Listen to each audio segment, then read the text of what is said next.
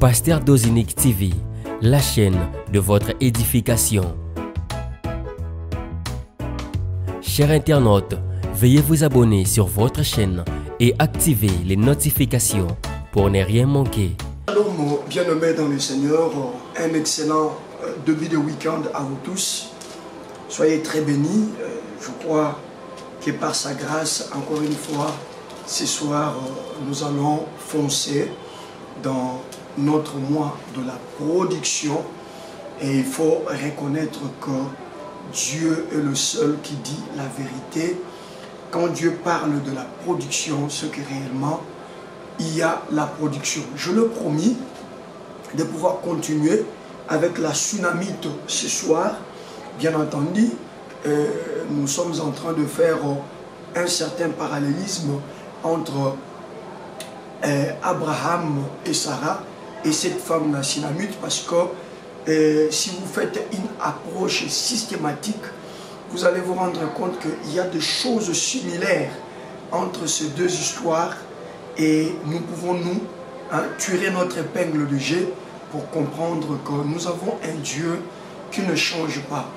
Il a agi d'une manière avec Abraham, et vous voyez avec la femme tsunamite, le même Dieu en train d'agir de manière un peu similaire.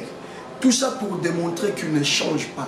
S'il a donné la production à Abraham, il est également capable d'accorder la production à la tsunamite, est capable d'accorder la production à tout celui qui croit à ces choses.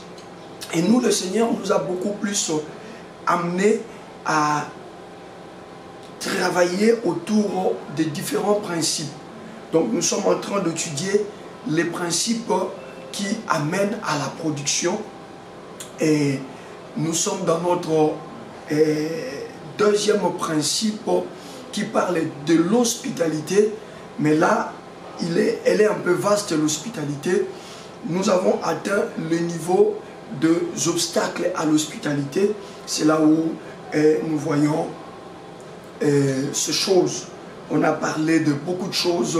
On a parlé de l'entretien, de la provision.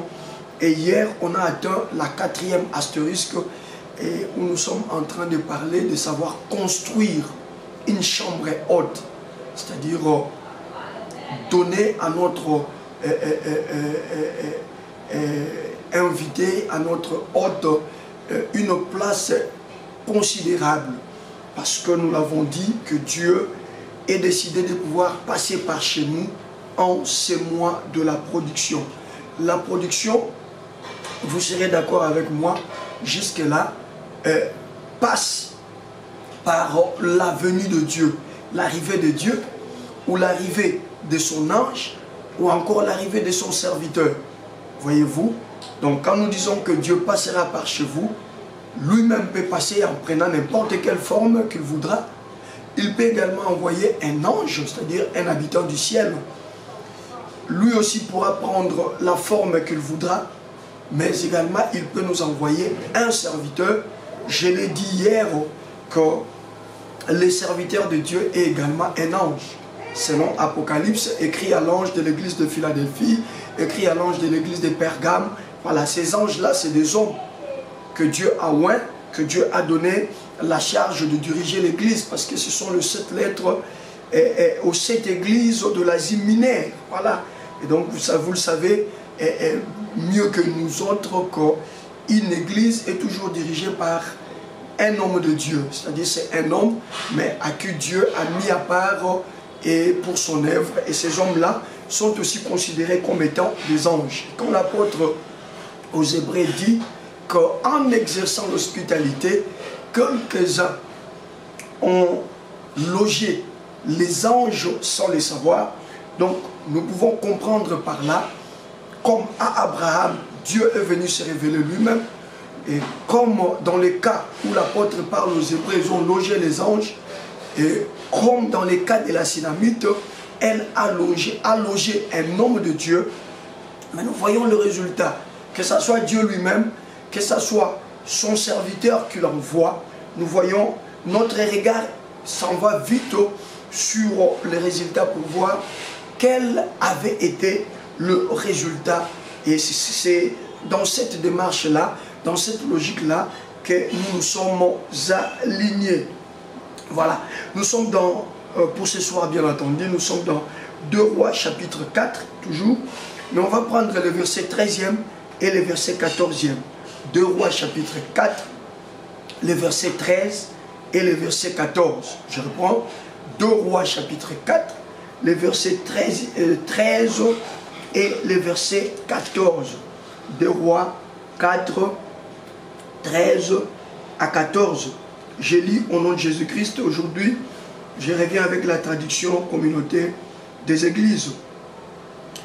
Tu lui diras, tu te donnes beaucoup de mal pour nous. Que pouvons-nous faire pour toi? Veux-tu que nous disions pour toi un mot au roi ou au chef de l'armée? Mais elle répondit, je suis bien au milieu de mon clan. Verset 14e. Élisée revint un jour sur le même sujet. Alors que peut-on faire pour elle? Géasi répondit, elle n'a pas de fils et son mari est vieux. Elle ne produit pas et son mari est incapable de lui féconder afin qu'elle produise. 2 choses. Elle n'a pas de fils, c'est-à-dire depuis qu'elle existe, elle n'a jamais produit. Elle ne produit pas. Et la personne qui est censée l'amener à la production a perdu toutes les capacités pour produire, pour amener sa femme à produire. Est-ce qu'on me comprend? Elle ne produit pas. Ça, c'est Géasi qui répond. C'est Géasi qui répond. Elle ne produit pas. Alors, rentrons chez Abraham, comme ça on va exposer. Je crois qu'on ne va pas prendre beaucoup de temps. Vous écoutez quand même le bruit de ton. C'est le générateur qui est en train de nous desservir. Et nous devons être prudents pour nous mettre à l'abri de toute éventualité. La panne de l'électricité n'a toujours pas été résolue. Nous rentrons dans Genèse chapitre 18. On va prendre le verset 9, le verset 9. Voilà. On va prendre le verset 9 parce que vous connaissez. On s'est arrêté par le verset 5e. 6e, où Abraham a couru à la tente pour demander à Sarah de vite apprêter une fleur de farine, tout ça après. Et il n'y avait pas seulement les gâteaux, il y avait aussi toute une viande de chèvre qui a été préparée, non, toute une viande de vache, parce qu'on parle d'un veau tendre qu'on a vite préparé, apprêté. Et il y a même le lait caillé dans tout ça. Tout ça, c'est par rapport à la provision. Je vous demande de pouvoir méditer pour raison de temps. Voyez-vous, il y avait tout ça dans la maison d'Abraham. Il y avait même du lait caillé. Hein? Il y avait du lait. Voilà. Et les versets 9e maintenant, nous allons lire seulement les versets 9e. Verset 9. Genèse chapitre 18, verset 9. Ils lui dirent, où est Sarah ta femme? Que dit ça? Ce Dieu qui est venu sous la forme de 3 hommes, après avoir mangé, après avoir bu, ces 3 hommes se lèvent pour continuer leur chemin. Mais au regard de l'accueil dont ils ont été objets, ils se disent, non, nous ne pouvons pas partir comme ça. Nous ne pouvons pas partir comme ça. Il s'élève et il pose la question à Abraham, où est Sarah? Il répondit, Abraham bien entendu, répondit, elle est dans la tente. Suivez maintenant la continuité. Yahvé, lui c'est qu'on parle de l'Éternel, c'est la même chose. Hein? Yahvé dit, c'est maintenant l'Éternel qui dit, qu'est-ce qu'il dit? Je reviendrai vers toi à la même époque. Je reviendrai même vers toi à la même époque. Et alors, Sarah, ta femme, aura un fils. Je reviendrai vers toi à la même époque. Et alors, Sarah, ta femme, produira. Et alors, Sarah, ta femme, va produire. Sarah écoutait à l'entrée de la tente et s'est trouvée derrière lui. C'est bon? Alors, vous allez voir la même phrase ici dans la bouche du prophète Élisée. Revenons dans 1 Roi 4. Maintenant, nous allons prendre la suite. Revenons dans 1 Roi 4. Nous allons prendre la suite de ce qui se passe. Quand le prophète Élisée, son serviteur lui informe que cette femme n'a pas de fils et son mari est vieux. Nous prenons le 15e verset. Élisée dit, appelle-la moi. Le serviteur l'appela et elle vint à l'entrée de la chambre. Élisée lui dit alors, à cette même époque, voyez-vous les phrases, hein? Les phrases. Ici c'est l'Éternel qui dit, parce qu'Abraham a reçu l'Éternel. Ici c'est l'Éternel qui dit, dans Genèse, au verset 9e, Genèse 18, 9, on dit, l'Éternel dit, je reviendrai vers toi à la même époque, et alors Sarah, ta femme, aura un fils. Mais ici au verset 15e, c'est l'ange de Dieu qui parle, c'est le prophète qui parle, c'est l'homme de Dieu qui parle. Dans Genèse, c'est Dieu qui a été l'objet de cette bienveillance, de cette générosité. Mais ici, c'est Élisée qui a été victime de cette bienveillance et de cette générosité. Mais voyez-vous comment les choses se réalisent lorsque nous savons appliquer les principes. Élisée dit, appelle-la moi. Le serviteur l'appela et elle vint à l'entrée de la chambre. Verset 16e. Élisée lui dit alors, à cette même époque, l'an prochain, tu caresseras un fils. Est-ce qu'on me comprend? Là, Dieu dit, je reviendrai vers toi à cette même époque. Et Sarah, ta femme, aura un fils. Ici, c'est Élisée qui dit. Élisée dit clairement, à cette même époque, l'an prochain, tu caresseras un fils. Est-ce que quelqu'un peut acclamer le Seigneur? J'aimerais que ce soir, la bouche de l'Éternel s'ouvre. J'aimerais que ce soir, l'Éternel, par son serviteur que je suis, puisse parler. Bien-aimé, ces choses que nous sommes en train de partager, je serais malheureux si cela provenait de mes pensées humaines. Mais je suis le plus heureux de venir partager avec vous ces choses parce que je sais que c'est des choses qui viennent tout droit du ciel. C'est l'inspiration de Dieu parce que lui qui donne la vision, il accorde à la vision ce que nous appelons la provision. J'étais en train de parler de l'Élisée les prophètes et j'étais en train de faire le parallélisme entre Abraham et cette femme. Abraham qui est l'époux de Sarah. Sarah, cette femme qui est stérile et qui est avancée en âge à 90 ans. Et elle également, son mari, ne pouvait plus espérer avoir un enfant dans la logique normale. Bien qu'après, l'apôtre Paul va dire qu'Abraham a espéré contre toute espérance. Voyez-vous? Mais naturellement parlant, ils avaient raison de ne plus espérer avoir de fils. Et nous voyons également de l'autre côté la femme sunamite, cette femme de distinction. Cependant, ici nous avons un détail. C'est que si la femme avait encore l'âge de pouvoir concevoir, mais son mari était déjà devenu vieux. Et donc nous voyons des similitudes entre ces deux récits.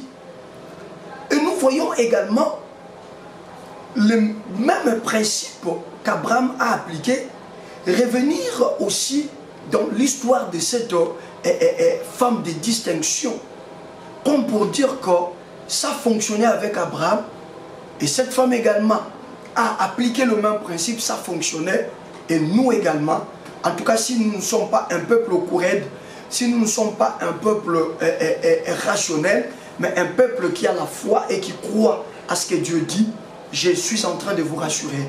que ce principe va fonctionner.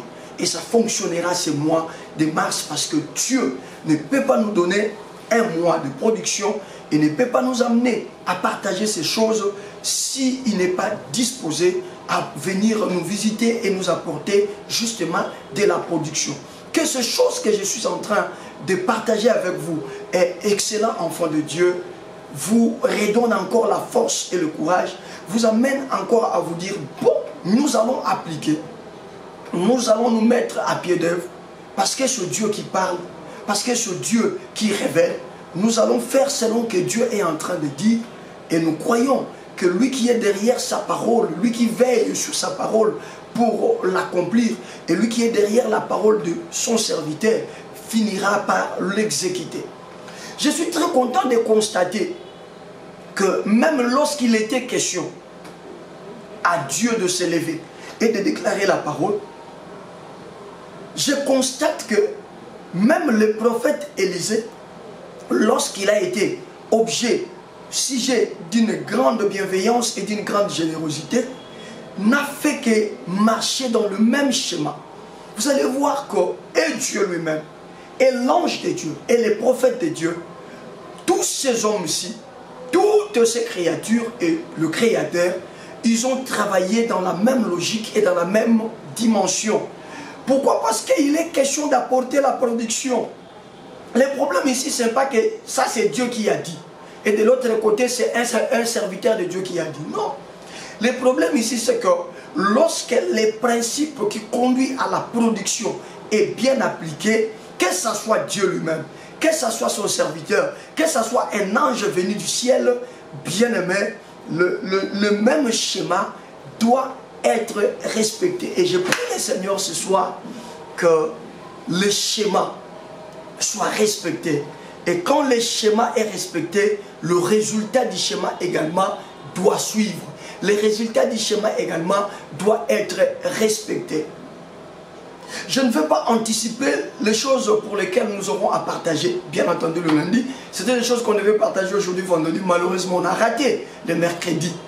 Mais je crois que nous allons nous rattraper le lundi parce que nous allons continuer avec les mêmes histoires. Vous allez voir de choses qui arrivent lorsqu'on a été à mesure de mettre en place ou d'appliquer le principe qui conduit à la production, comment les choses se passent, comment même les principes sont capables de se mettre au-dessus de notre incrédulité afin d'apporter ce qui est sorti de la bouche de Dieu malgré l'incrédulité. Nous allons voir l'incrédulité du côté d'Abraham, nous allons également voir l'incrédulité du côté de cette femme. Et nous allons maintenant voir, nous allons voir après, malgré leur incrédulité, est-ce que le principe qu'ils ont respecté avait échoué ou le principe qu'ils ont respecté sont venus se mettre au-dessus de l'incrédulité afin de produire, parce que sur la finalité, c'est de produire. Et nous, cette année, ce mois de mars, et encore cette année 2023, la finalité, c'est que nous devons produire. Élisée, j'aime parfois ma version ici, bon, à un certain moment, elle paraît compliquée, mais j'adore cette version à cause de certains détails qu'elle apporte.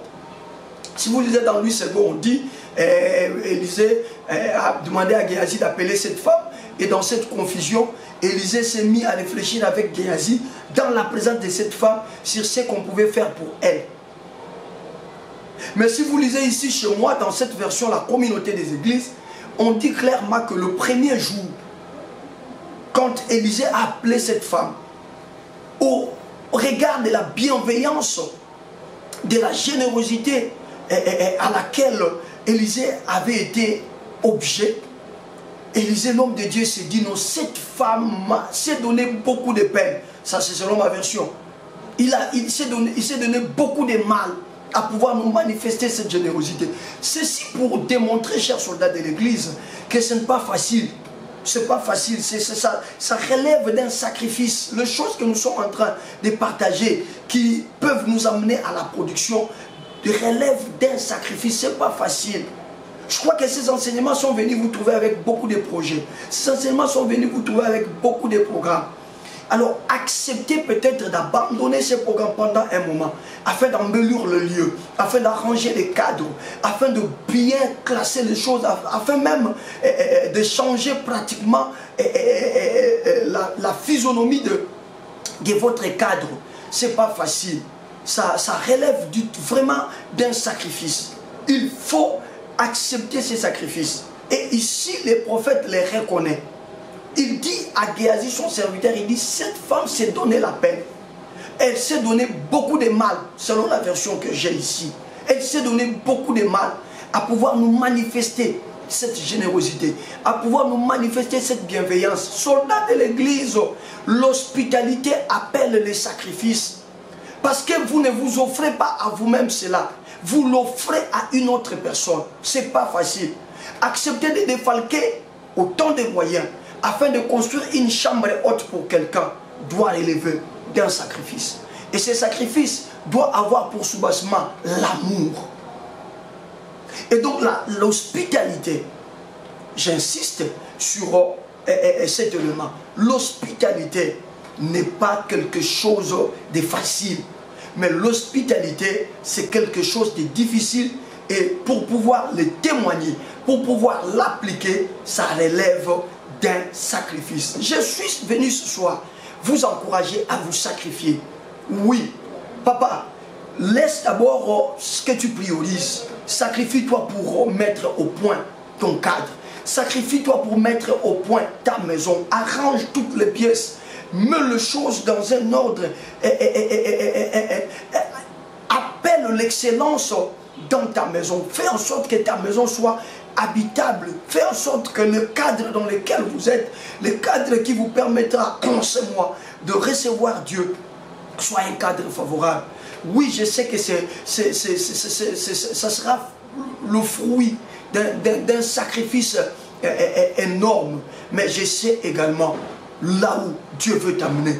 Voilà pourquoi ne te dérange pas, ne déroge pas à te mettre dans la même logique. S'il te plaît mon frère, s'il te plaît ma soeur, ne te déroge pas, ne t'excuse pas que je pouvais faire ça, mais je suis dans ça, je suis dans ça, je suis dans ça. Ah, chers serviteurs de Dieu, vous nous enseignez cela, mais en tout cas mes excuses. Ne présente pas les excuses. Accepte de faire ces sacrifices. J'insiste ce soir, papa, maman, acceptez de faire ces sacrifices. Acceptez, je vous en prie, je vous en supplie, acceptez de faire ces sacrifices. La Bible dit, à Dieu seul sage, soit la gloire au siècle des siècles. Je m'en vais rapidement. Alors, c'est au vu d'un tel tableau que les prophètes se disent non, non, non, non, non, nous devons faire quelque chose pour cette femme. C'est comme cela que les prophètes Élisée l'appellent pour la première fois. Et Élisée pose la question à cette femme pour la première fois. Est-ce que peut-on parler de vous auprès du roi? Parce que pour Élisée, il voulait renvoyer l'ascenseur à cette femme. C'est ce qu'Élisée voulait. Élisée voulait renvoyer l'ascenseur à cette femme. Elle nous a fait beaucoup de bien. Nous devons lui démontrer un grand bien. Je prie le Seigneur que ce mois de mars, tout le bien que tu as eu à faire, il t'arrive de penser que j'ai fait du bien aux gens, ils ont oublié. Il n'y a pas de guerre. Oh mon Dieu, ma tête. Mais je dois courir vite. Et il t'arrive de penser à ça. J'ai fait du bien à beaucoup de gens. Mais les gens ont toujours été ingrats vis-à-vis de moi. Détrompe-toi, maman. C'est en ce mois de mars. J'insiste et je persiste là-dessus. Je dis c'est en ce mois de mars que les gens se mettront à considérer le bien que tu leur avais fait. Et ils vont commencer maintenant à penser dans le sens de te renvoyer l'ascenseur. Je dis qu'ils commencent maintenant à penser dans la direction de te renvoyer l'ascenseur. Je le dis pour la troisième fois. Que les gens commencent maintenant à penser dans le sens de te renvoyer l'ascenseur. Qu'ils te renvoient l'ascenseur en sorte que le bien que tu avais fait, tu puisses en cueillir les fruits dans le nom de Jésus. Vous savez, Joseph avait interprété le rêve et du panetier et de l'échanson. Le panetier a été tué tel que Joseph avait interprété. L'échanson a été libéré de la prison tel que Joseph avait interprété. Mais à l'échanson, Joseph avait demandé la reconnaissance. Il dit, quand tu seras sorti, souviens-toi de moi. Mais la Bible dit, quand l'échanson est sorti, il oublia. Et ça qui pour est-ce que quelqu'un me comprend? Je disais, tu penses que les gens ont oublié le bien que tu leur avais fait. Non, c'est Dieu qui avait enlevé cette pensée dans leur âme afin de faire revenir cette pensée en ce moment où il est question que toi tu puisses produire. Imaginez-vous si les chansons étaient allées raconter l'histoire de Joseph quand il a été rétabli dans ses fonctions. Il n'y avait pas un problème sur le trône de Pharaon. Ça allait être une simple histoire qu'il allait raconter et puis ça allait passer comme ça. C'est comme cela que Dieu avait enlevé l'idée de Joseph dans la pensée de les chansons afin de ramener cette idée dans sa pensée quand Pharaon est arrivé. Tala, ce qui n'a nous Pharaon à l'autre idée, quelqu'un ne m'a pas compris. Je disais, hein, si Pharaon n'a pas encore rêvé, ne te force pas à quitter la prison. Reste là dans la prison parce que la seule adresse qui fera que l'on vienne te chercher, c'est là, dans la prison. Ne pleure pas. Il fallait que ce mois de mars arrive pour toi, maman. Je disais, ne pleure pas. Il fallait que ce mois de mars arrive pour toi, mon frère. Je proclame et je déclare que ce mois de mars, tu vas produire. Si tu crois à cela, donnez-moi un bon amen. Je reprends, je proclame que ce mois de mars, mon frère, tu vas produire. Papa, tu vas produire. Maman, tu vas produire. Pourquoi? Parce que tous ceux-là qui ont oublié tes bienfaits, il est temps en ce mois de mars qu'ils commencent maintenant à regretter. Pourquoi je l'avais oublié? Pourquoi je ne lui avais pas rendu l'ascenseur? On te rendra l'ascenseur dans le nom de Jésus. Quelqu'un me croit et dit amen. Je réponds, je dis on te rendra l'ascenseur dans le nom puissant et glorieux de Jésus. Parce qu'on doit te rendre l'ascenseur parce que tout cela doit concourir à ta production d'ici la fin de ce mois. Oh là là, ma tête m'amène ailleurs. Revenons. Mais la femme dit au prophète, non, moi j'ai pas de problème avec le roi. Je suis une femme très considérée parmi mon peuple. Même le roi connaît. Et j'entretiens de très bonnes relations avec le roi. Lui second dit, après, le prophète pose la question à Géasi. Non, ce jour-là, c'est là où s'est arrêtée la conversation. Et le prophète a demandé à la femme de rentrer dans ses occupations ménagères. Et le prophète a fini sa mission à Sinem. Il est rentré chez lui en Samarie. Est-ce qu'on me comprend? Et ça sera un autre jour. Et ce détail, je l'ai trouvé dans cette version. Ça sera un autre jour quand Élisée revient encore. Il monte dans la même chambre. Il trouve que malgré qu'il n'était pas là, mais on était en train de bien arranger la chambre. Malgré qu'il n'était pas là, la qualité de service rendu n'avait pas baissé. La qualité des services rendus n'avait pas diminué. C'est alors que le prophète, pour la deuxième fois, il négocie maintenant avec... Il trouve un compromis maintenant avec son serviteur. La première des fois, le prophète épaté, ébloui, pouvait appeler la femme. Mais la deuxième fois, le prophète comprend, non, non, non, réfléchissons entre nous deux. La proposition de la fois dernière n'avait pas abouti. C'est une femme au regard de tout, elle est comblée. C'est une femme qui est comblée, elle habite au milieu de son peuple, elle a de bonnes relations avec le roi. Mais quel est son problème? Mais prophète Élisée, tu oublies qu'il y a un principe qui est le principe de l'hospitalité, de la bienveillance. Et ce principe-là conduit toujours à la production. Gloire soit rendue à Dieu. Parce que le serviteur qui était à côté du prophète, c'était un serviteur qui savait enquêter. J'insiste. C'était un serviteur qui savait enquêter. Et cette fois-là, les prophètes et son serviteur ne vont pas taper à côté. Contrairement à la première fois. Cette fois-là, ils ne vont pas taper à côté. Géasi dit clairement au prophète, oui, si la première fois ça a échoué, mais regarde, depuis qu'on vient ici, depuis qu'on passe du temps ici, bien avant même qu'on commence à dormir ici, on venait seulement pour manger. A-t-on déjà vu un fils dans cette maison? Et c'est Géasi qui rappelle au prophète, mais elle n'a pas d'enfant. Et le prophète ramène ses pensées directement à Abraham. Il dit, mais c'est exactement ce que cette femme fait. Abraham avait également un problème d'enfant, un problème de production. Mais devant la présence de Dieu, il a étalé toute sa générosité. Et ce jour-là, Dieu, quand il s'est levé pour partir, il a libéré une parole. Le prophète comprend que Dieu ne change pas. Et les principes également de Dieu ne changent pas. Ce qu'Abraham a fait, c'est exactement ce que cette femme a fait. Et quand Abraham a fait ça, Dieu avait dit à Sarah, l'année prochaine, à la même époque, tu produiras. Mais cette femme aussi a tout fait. C'est que moi aussi, en tant que prophète, je peux dire à cette femme, comme Dieu avait dit, parce que je marche avec Dieu, je représente Dieu. Mais recevoir, c'est Dieu qu'elle recevait.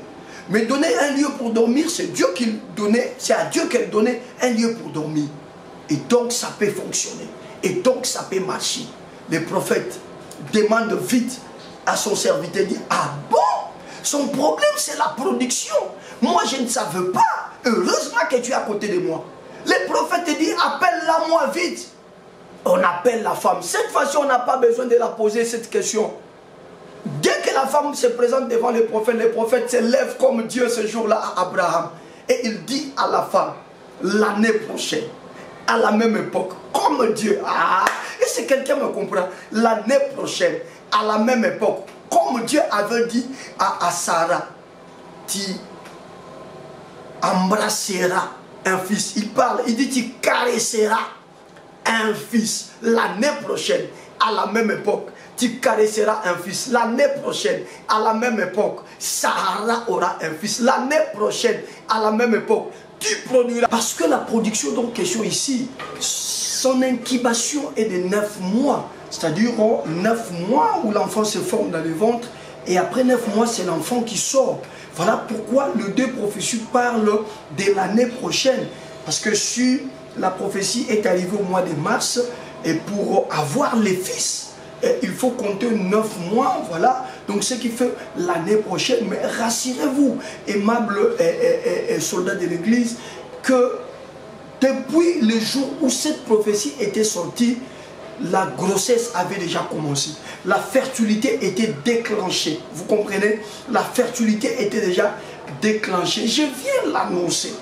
Je vous ai dit que comme Dieu a dit, le prophète Élisée a dit, ce soir, moi aussi, jouissant de ces prérogatives d'un serviteur de Dieu, je lève ma main et je déclare sur ta vie, toi qui me suis maintenant, je déclare sur ta vie, toi qui me suivras de manière indifférente, au nom puissant de Jésus-Christ, maintenant que tu es en train d'écouter ce message, maintenant que tu es en train de te battre à respecter les principes qui conduisent vers la production, je proclame le début de la fertilité. La fertilité commence maintenant. C'est maintenant que la production commence à se manifester dans ta vie. Si tu veux produire de l'argent, au nom de Jésus, que ça commence ce soir. Si tu veux produire, je ne sais pas, le travail, l'entrepreneuriat, au nom de Jésus, que cela commence ce soir. Si tu veux produire la bonne santé, tu es à tout moment malade. Au nom de Jésus-Christ, que cela commence ce soir.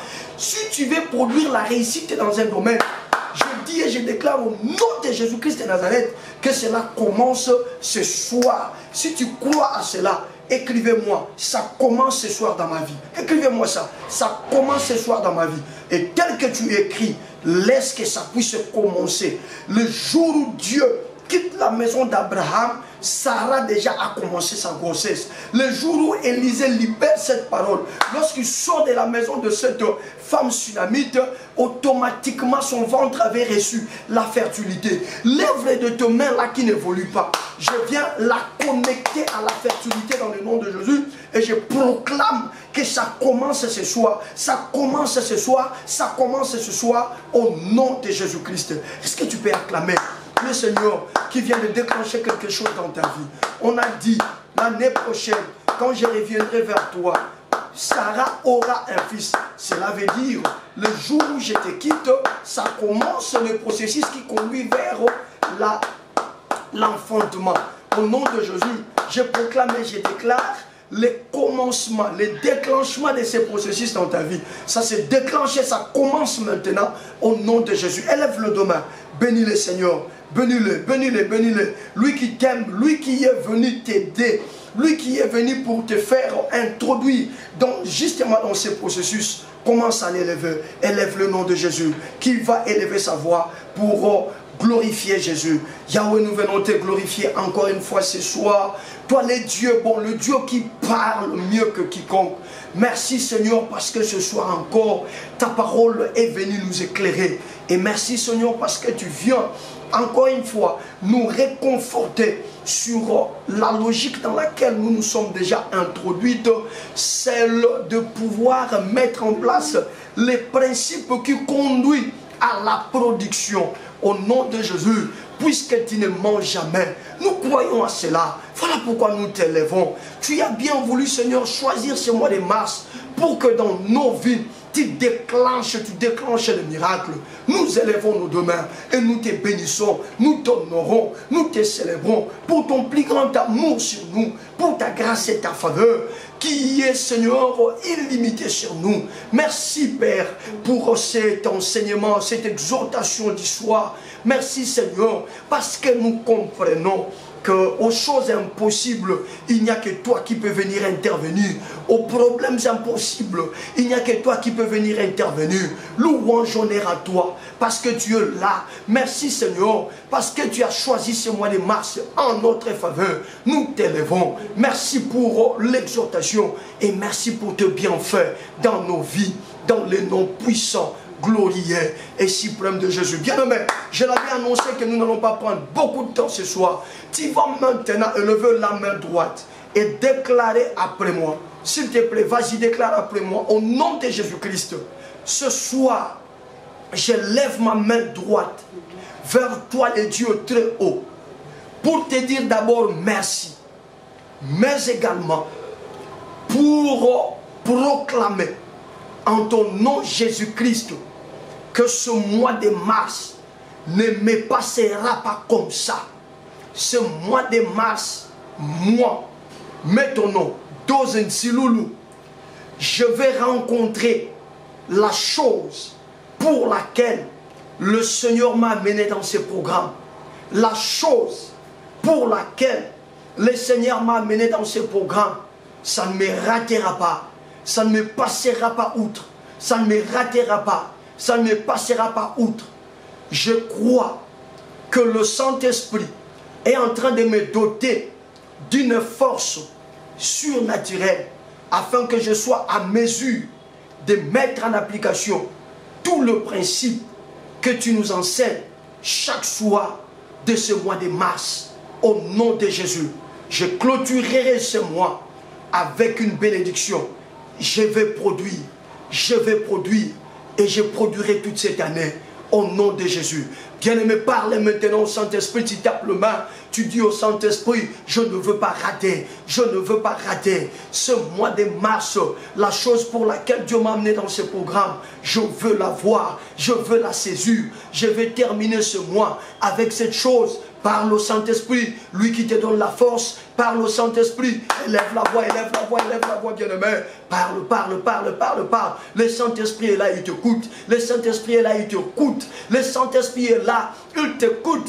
Et puisque tu as ton cœur tout entier en lui, il accomplit cela. Il est en train de te donner une force surnaturelle pour que tu sois à mesure d'appliquer le principe. Qui prie, qui élève sa voix, qui prie, qui élève sa voix, qui prie bien-aimé, qui élève sa voix. L'Esprit est au contrôle. L'Esprit est en train de tout contrôler. Ce soir dans le nom de Jésus. Ce soir dans le nom de Jésus. Encore une fois, Saint-Esprit, je suis en train de demander la force surnaturelle pour que je sois à mesure de mettre en place ces principes. Nous venons de constater que ces principes n'échouent jamais, que ces principes ne ratent jamais. Ça réussit à Abraham et à Sarah. Nous venons de voir également comment ça réussit à la Sunamite et à son mari. Seigneur, tu ne changes pas. Tu es le même hier, aujourd'hui et éternellement. À Abraham, ça réussit. À la femme Sunamite, ça réussit. À moi également, ça réussira. Mais si et seulement si je suis capable de mettre en pratique ces principes,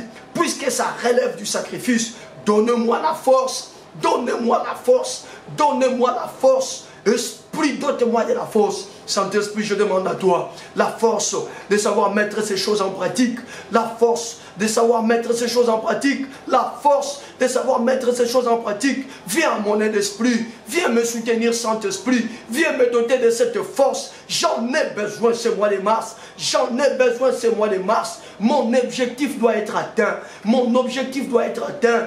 Viens me donner la force. Viens me doter des capacités. Dans le nom de Jésus. Dans le nom puissant, glorieux et suprême de Jésus. Bien-aimé, tu vas maintenant élever la voix. Tu vas dire à Dieu, Seigneur, cette femme Sinamite et son mari étaient dans un état d'impossibilité. Parce que l'homme qui pouvait féconder sa femme était devenu vieux. Selon ce que Géasi avait dit, sa situation était devenue impossible.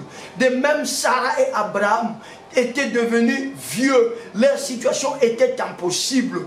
Mais à cause de ces principes, Père, tu as changé l'impossible en possible.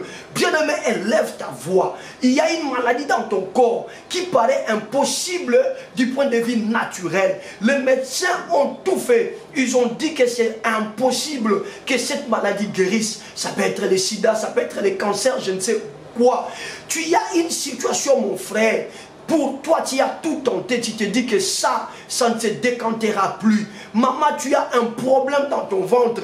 Tu as 20, 30, 40 ans déjà dans le mariage. Et tous les gynécologues, unanimement, ont dit, c'est pratiquement impossible.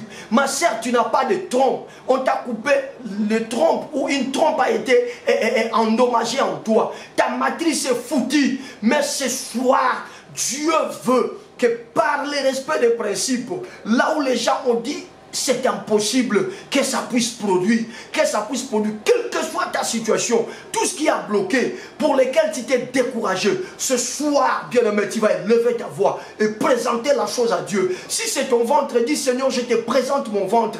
Si c'est ton travail, dis Seigneur, je te présente mon travail. Si c'est un projet, dis Seigneur, je ressuscite ce projet, je viens te le présenter. Comme tu l'as fait à Abraham et Sarah, comme tu l'as fait à la Sunamite, accompli aussi dans ma vie. Ça sera notre dernière requête. Qui va élever sa voix, soldat de l'église, ce soir, et se mettre en prière dans ce sens-là, et se mettre en prière dans cette direction-là? Élève la voix, prie. Élève la voix, prie. Prie, prie, prie, prie, prie. Prie, prie, prie, prie, prie, prie. Montez encore, montez, bien-aimé. Vas-y dans cette grande dimension de la prière. Au nom puissant, glorieux et suprême de Jésus. Au nom puissant, glorieux et suprême de Jésus. Ce soir, l'impossible est en train de devenir possible. Ce soir, l'impossible est en train de devenir possible. Présente la chose à Dieu. Présente la chose à Dieu. Mon frère, présente la chose à Dieu. Ma soeur, présente la chose à Dieu. Au nom puissant, glorieux et suprême de Jésus. Au nom puissant, glorieux et suprême de Jésus. Au nom puissant, glorieux et suprême de Jésus. Père, au nom de Jésus, je te présente ma situation. Regarde ces soldats de l'église qui te présentent sa maladie. Regarde ces soldats de l'église qui te présentent son problème du travail. Regarde ces soldats de l'église qui te présentent sa situation de papier. Regarde ces soldats de l'église qui te présentent sa situation. Elle est devenue complexe et si compliquée que lui-même ne croit plus. Et les issues, les signaux sont au rouge, démontrant que ça n'aboutira pas. Ce soir, Seigneur, c'est l'impossible que nous t'apportons. C'est l'impossible que nous t'apportons. Abraham et Sarah étaient avancés en âge. Naturellement impossible d'avoir un enfant. La Sunamite, son mari, était vieux. Naturellement impossible d'avoir des enfants. Mais Jésus, par ta puissance et par la déclaration de tes serviteurs, le miracle était arrivé. Le miracle était arrivé. Le miracle était arrivé. Qui élève sa voix, qui présente à Dieu son impossible. Présente à Jésus ton impossible, mon frère. Présente à Jésus ton impossible, ma soeur. Présente à Jésus ton impossible, maman. Présente à Jésus ton impossible, mon frère. Présente à Jésus ton impossible, ma soeur. Ce soir, l'impossible est en train de changer en possible. Ce qui est impossible est en train de devenir possible. Monte encore. Prie, prie, prie, prie, prie, prie, prie. Prie, prie, prie, prie, prie, prie. Dans le nom puissant, glorieux et suprême de Jésus-Christ. Dans le nom puissant, glorieux et suprême de Jésus-Christ. Père, nous venons te présenter ce qui paraît impossible à nos yeux. Oui, à nos yeux, concevoir est impossible. À nos yeux, Seigneur, commencer cette entreprise est impossible. À nos yeux, Seigneur, commencer ce projet est impossible. Vu les moyens que nous avons, Seigneur, nous ne savons pas nous lancer dans ce business. Nous trouvons cela impossible. Regarde la santé de mon frère et de ma soeur. À nos yeux, à nous, Seigneur, ça paraît impossible que la guérison arrive. Au nom de Jésus, au nom de Jésus, au nom de Jésus, nous te présentons notre impossible ce soir. Toi qui changes l'impossible en possible, toi qui as fait que la production puisse commencer dans le ventre de Sarah, bien que vieille. La production commence dans le ventre de la Shulamite, bien que son mari était vieux. Ce soir, Seigneur, nous sommes là. Tu ne changes pas, tu es le même. Tu ne changes pas, tu es le même. Tu ne changes pas, tu es le même. Nous libérons les miracles au nom de Jésus-Christ. Nous libérons les miracles au nom de Jésus-Christ. Nous libérons les miracles au nom puissant, glorieux et suprême de Jésus-Christ. Ce soir, nous sommes libérés et nous entrons dans le monde de toutes possibilités. Nous entrons dans le monde de toutes possibilités dans le nom de Jésus. Restez calme, nous allons clôturer. Élève le dos main comme moi. Élève le dos main, s'il te plaît. Élève le dos main. Je sens que le miracle va traverser la maison. Le miracle va traverser le continent maintenant. Au nom puissant, glorieux et suprême de Jésus-Christ. Au nom puissant, glorieux et suprême de Jésus-Christ. Au nom puissant, glorieux et suprême de Jésus-Christ. Je prends ton impossible. Cette maladie, cette situation, ce dossier, cette porte qui ne veut pas s'ouvrir. Je prends ton impossible. Ce service d'immigration qui ne veut pas te donner des papiers. Je prends ton impossible ce soir. Par le pouvoir de la parole que j'ai enseignée. Et par l'autorité du nom de Jésus-Christ. Je le rends possible maintenant. Je le rends possible maintenant. Je le rends possible maintenant. Je le rends possible maintenant. Je le rends possible maintenant. Je le rends possible maintenant. Je le rends possible maintenant au nom de Jésus. Désormais tu es guéri. Désormais cette porte s'ouvre devant toi. Désormais ton ventre à partir de ce soir commencera à recevoir maintenant la semence. Et ça va développer cette semence jusqu'à ce que tu aies enfanté. Désormais tes activités sont ouvertes. Désormais, tes ennemis sont tombés devant toi. La grâce de Dieu te fait entrer dans ce miracle. Reçois les miracles. Reçois la grâce de Dieu. Entre dans les repos de Dieu et glorifie le Seigneur dans le nom de Jésus-Christ. Que ton week-end soit un week-end de possibilités. Pasteur Dozinique TV, la chaîne de votre édification. Chers internautes, veuillez vous abonner sur votre chaîne et activer les notifications pour ne rien manquer.